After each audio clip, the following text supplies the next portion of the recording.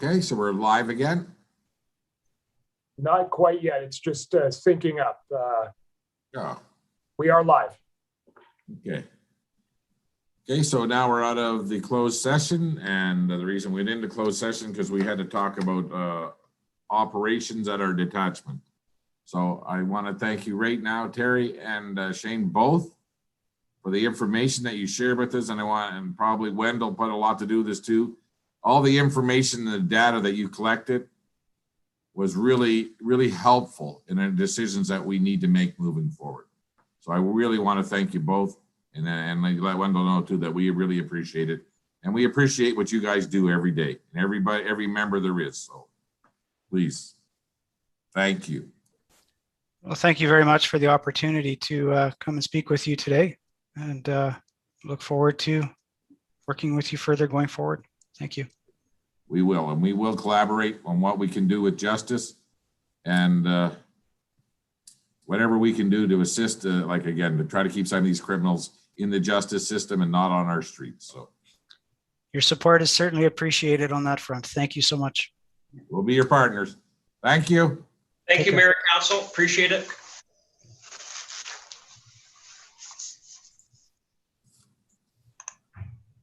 Okay. Next up, round table. So Councilor Waters, you'll start us up. Okay, I just have one thing. Since the announcement of fire bans, I had people calling me if it does include Vegreville. So I just want to confirm that the fire bans that are out are for the County of Minburn and the hamlets within, and that does not include the town of Vegreville, correct? Yes, that is correct. There is no fire ban in the town of Vegreville at this point. Can I burn my grass tomorrow, Phil? No, you're not allowed to burn your grass, sir. You're allowed to burn clean firewood in your licensed fire pit. Okay, thank you very much. Thank you. That's all I have. I just wanted to have that out on the video stream. Thank you. Okay, Councilor Warwa. That's interesting because that was actually my one item I got 2 calls on. But Phil, can you just remind them who they contact to get their licensing on their, or have their fire pit permitted, whatever we want to call it? Fire pit permit? Or inspection, or whatever we want to call it. Yeah, so the application, there's a fillable form online that I can actually work with Jameson to get something out on our social media just to remind people. They fill the form online, make the payment, and then that is forwarded to the fire department, and they will send out an inspector to take a look at your fire pit and give you the yay or nay to move forward. One thing to note is that once you have paid and sent in your application, you are okay to burn until told otherwise by a fire official. Okay. Thank you, Councilor Warwa. Next up, Councilor Brodziak. I have no concerns that are to be brought up at this time. Thank you. Okay, thank you. Councilor Riddick.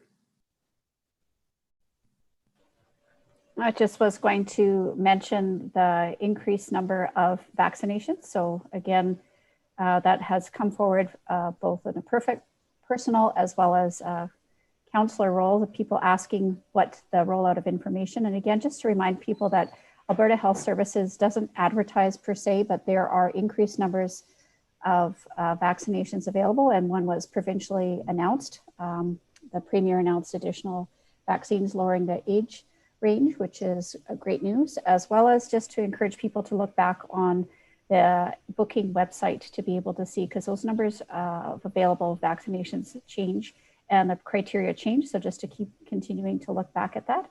And the other question that I had from people, again, the walking trails, some of the weather has been fantastic. So a big shout out to those that are maintaining those areas for our citizens to be able to use. The question was asked whether or not the continuation of the walking trails at the golf course, or sorry, the cross-country skiing, et cetera, for next year, if that's going to be available on an ongoing basis. I didn't have an answer for them, and I'm sure we don't necessarily have an answer right now, but just to put it into your back of your mind as we're looking forward to next year, that is continuing to be a highlight for some people through the cold months. Councillor Rudick, I have actually spoken with the golf course, and we will continue on next year. And we are actually going to look at expanding the walking trail and making it much longer than we had this year. It was exceptional how much use it got. So we'll certainly look at expanding it next year. And just further to the vaccination, I watched on the National last night, there's a an app or a website in the country. It's called the Vaccination Hunters. And you go in and put in your postal code and it'll tell you where you can get a vaccination the fastest. And everybody's using it right across the country. So, Councillor Barry. Thank you, Your Worship. Volunteer week, so I want to give a shout out to Darcy Lancevich for he maintains our corn maze, and he was out there and he's disked it all up and it's looking really great. And the weather is early, so I think things are going to be going along pretty good. But on that factor, I'm looking for some help. Last year was a really wet year, so water was running off of the field, our hay field and everything, all summer. And being a fisheries biologist, I could not conceive of how it could just be running off of a hay field. In searching around, I discovered that over in the far corner, in what would be the southeast corner, there is a ditch that goes all the way to the river that's supposed to carry water from the highway and everything, and there's a beaver dam in there. And what it's doing is it's causing the water to divert and go around past and flood a big chunk of our hay. And in that corner, the hay couldn't even be baled last year because it was in water. The water then has to come around through and come around the corn maze and finally comes out the front of the museum and it's flooding the machinery down there. That's not the direction the water's supposed to be running. What we've got to do is we need to get into that area there and take that little dam out. It's a lot of flooded trees, dead trees, but this is a drier year. It's drier in there, or semi-dry right now. We need to really get a crew in there and eliminate that dam and get the water running the correct direction. And I think that we might solve a bunch of our drainage problems, because that hay area would then dry out and be able to be harvested again. And also, I think this is where some of the water that was sitting and flooding, where we hope to have family and reunions and et cetera, and possibly campgrounding at some time, water that's being held in there is probably coming from that location. And certainly the machine areas that were underwater all last spring or all last summer. So I'm hoping that maybe we can get a crew into there and take care of that situation. I've got a picture of the dam, but I won't try and put it up because I'm not skilled enough to share a screen. But I think that is where we're having a significant problem now with water on that land. Do you believe it's on town land or the county? It's definitely on town land. Good, phone the county. Pardon me? Darwin Ulrich from the county. He's already No, hired. this is definitely a drainage ditch that is on town land. Well, It's on. if you phone Darwin, he's already got a crew in the county that's doing beaver dams for him. He's already hired.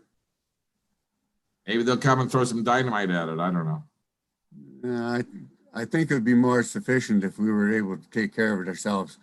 It's the ditch that has been there for years. It's just growing in, and there's a bit of a dam there, but I mean, it's just a ditch that is growing in, and it's harming our property. Okay, well, we probably got the technology. I know we've got the technology. It's just a matter of alerting them to it. When you walk in there, you discover, if you go down to that end of it there, you can see it. And if anybody has Google Earth, just pull it up and take a look, and you can see the way the water was running last spring, because they took a photograph of August last year. So we've got a very, very new, you can even see the corn maze on it, but you can actually see by the staining of the ground, the way the water was flooding and running out. So I'm really hoping that we can get that taken care of so that we can start reducing some of the damage that's occurring there of water, even around, you know, the front of the museum. Okay, we'll get somebody on it. Thank you. Thank you. Councillor Lemko. Yes, Your Worship. I have I haven't got any complaints from anybody in the community, although I'm not socializing out in the community, so I'm not hearing anything, and nobody's calling me. So there's nothing negative on that aspect or positive to speak about. I have one thing I want to share. This is my third Zoom meeting today, and each of the Zoom meetings I've been on had a mental health component attached to it. The Go East meeting was identified that there is mental health is a concern throughout the region.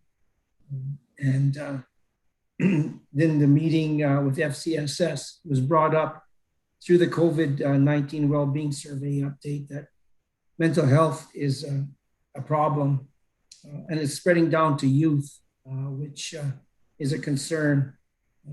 And then the meeting that we're on here, the RCMP component was talking about mental health. I find that disturbing. Mental Health Week is coming up May 3rd to 9th, and there doesn't appear to be any discussion or initiatives on our part. We hear about mental health. It's right in our faces daily, and we talk about it daily, although all we're doing is listening. And there's no strategy on our part to tackle this.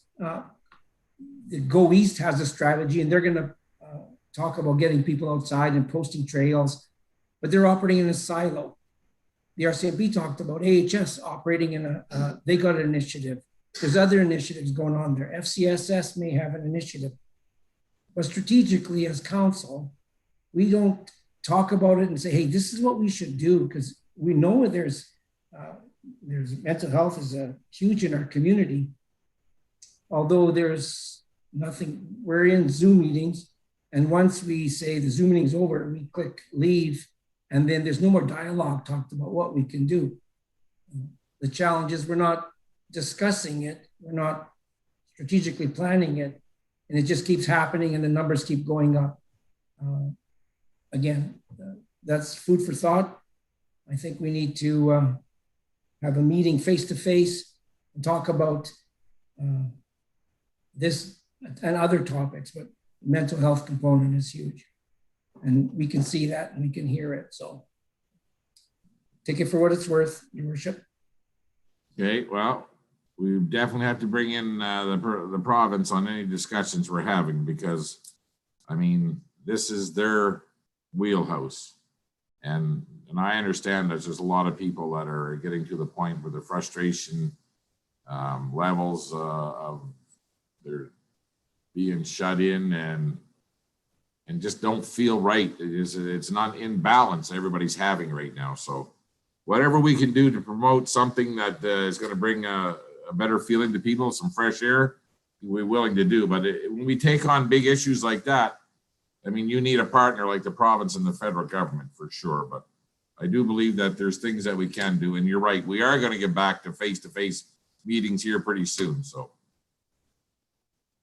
anyway, all I have is I just want to thank all the volunteers in our community. It's Volunteer Week, and no matter what, on behalf of council, we appreciate everything that people do in this community, that's for sure. So we'll go move on to director's highlights, and we'll start with Director Rowe. Thank you, Worship. I'll be very quick. I've got a number of projects and planning ongoing. Hope to have some proposals to council in May. One specifically is the Historical Society. I've been working closely with the staff, and we've got some procedures and policy and some in final review stage. So excited about that. One question I do have for council, the old Vegreville signs, so that is the one that's by the high school and at Pesinka Park. There's 4 flag poles there. We have a Canadian Alberta flag, a Vegreville flag, and then the fourth pole is empty. And I'm wondering if council would consider putting up a county flag there, or would you like to have another Canadian flag? Because we're going to be replacing the flags here shortly. I don't know. Never thought about it. Councilor Brodziak. What was previously there? If there were 4 flagpoles for a number of years, what were the flags displayed in previous years? I can't find any answers for that. Protocols say it has to be a Canadian flag, or it has to be either a county, it has to be a First Nations, it could be a fire department or a department flag, but there's certain orders. But like I say, the choices would be a county flag or a Canadian flag. Dale, what do you got? The 4 flagpoles, I believe, had the 2 Canadian flags in the center and then a provincial and a town on each end. When you have 4 flags, your Canadian flag is dominant, takes the lead, and the 2 on the side. And that's what it would have been before. Okay. So by Monday, can you ask that question again on Monday, and everybody can think about it till then? Will do. Thank you. That's all I have. Thank you. Dale, you're up next. I'm up next. Also will be mindfully quick if I can. We are just wrapping up the sweeping on Highway 16A, 857 north and south. We have to do 857 north 2 more hours tomorrow to clean it up. So there'll be a total of approximately 2,600 or 26 hours of sweeping and a total of about $5,400 that we likely will not be receiving, but we will for sure send the invoice off as per normal. And we really have no choice because, like I said, if we don't pick that up, it ends up in all our storm lines and we're trying to get out with back trucks and sewer line cleaners. So it just has to be done. That's all there is to it. The southeast 17, the lift station tender is closed. And we're just reviewing the details now. It's a large document. It's going to take some time to go through. I'm not going to go over pricing or anything like that, but so far the pricing looks to be within budget. Proposed pre-tender amount. So that's good news. Southeast 17, both the on-site and off-site. So that's the development itself, plus the wetland, plus the sanitary line going to the lagoons, because the off-site includes the wetlands, the on-site just includes the development rates. Our application, we have a response from the Water Act application. We already have submitted them our application. Now they've come back wanting some more detailed information, which we are providing now. That's basically a stormwater management plan. And then we had to make payment to them for the wetland. And now depending on the level of wetland we provide and they accept, we may receive a refund on that amount of money, but it's just very standard. If you're going to consume a percentage of a wetland to change it up, then you will pay a fee and that money will go to a wetland protection someplace else. It's very standard.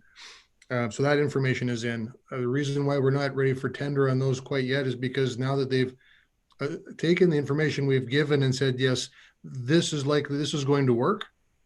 Now we had to reset the whole subdivision. We had to reset grades because now the different elevation means there's not enough cover over top of sanitary lines. So you can see how just getting this one portion set, how it affects everything else on the site.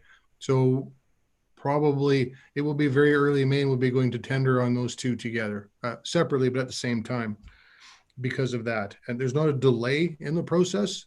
This is actually going well. This is just the time it takes to get it done. And then finally, the 2021 capital works projects. I'm just going to review the tender. It should be, to me, probably here tomorrow. And we'll review it and go over any of the details on it. And it will be going to tender next week. So very quickly here within a couple of weeks, it's going to be bang, bang, bang, bang. Things are going to be happening. So. Excellent. Good job. Thank you. Thank you. Mr. Paul Casey. Yeah, I'll be quick too. Just to advise council that we were successful in our Canada Summer Jobs application for 6 positions. We cannot hire yet, even though we know we've been successful for those positions until we sign the agreement with Canada Summer Jobs. So not sure when that's going to come out. It didn't come out last year till well after May 4th when it was originally supposed to come out. So hopefully it'll come out sooner than that this year. As you know, our banking contract expires. We did a 1-year extension till the end of December. So I'm working on putting together a banking proposal to send out to the banks in town to get banking proposals from them. And I'm happy to say that Megan has decided to come back to work on Monday next week as opposed to May 3rd. So a week earlier than planned. And that's all I have, Your Worship. Excellent. Did she get her office back? She's going to get her office back. Yeah. I think the plan is for Bob to move into his office on Friday. Perfect. What perfect timing. Everything seems to work out. Yeah. Okay. Thank you. CAO Manager Cliff Craig. Thank you, Your Worship. Yourself and Bob Vizpalko and I had a virtual meeting with 2 potential investors for the Southeast 17 Industrial Park. These 2 companies would complement each other in their hemp fiber processing. Economic development, I've been working and orientating Bob in his role. He's jumped in with both feet, is doing very, very well. Bob Jamieson and I met virtually with representatives of Zag Creative and Lono in preparation for the economic development meeting last week, of which Bob and I attended. Communications and marketing, the first 2 weeks have been a rewarding experience for him. He's pleased and excited about his career change to work for the town in this role, and it's working out very well. And I'm relieved that both of them are here. I have submitted the second ISIP, which is the Investing Canada Infrastructure Canada Investment Program progress report. This is a non-financial report, was submitted for the mid-April deadline. And then yourself and I, we did Talk of the Town taping, which aired last Monday.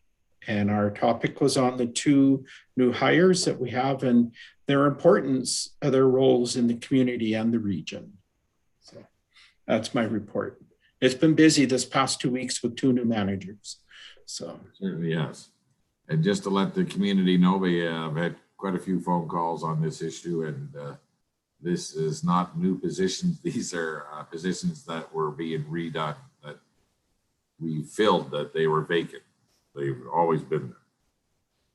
Okay, so we do have one more thing, closed session, and it's no, Your Honor, Your Worship, that had to deal with the RCMP. We knew part of their presentation was going to be in closed session, so we put it on the agenda. So the closed session item was dealt with. And we still need to clear up 2 pieces of that moving forward. Okay. So we need to talk in closed session. So I'll take a motion to go back into closed session. Councillor Wawa, thank you very much.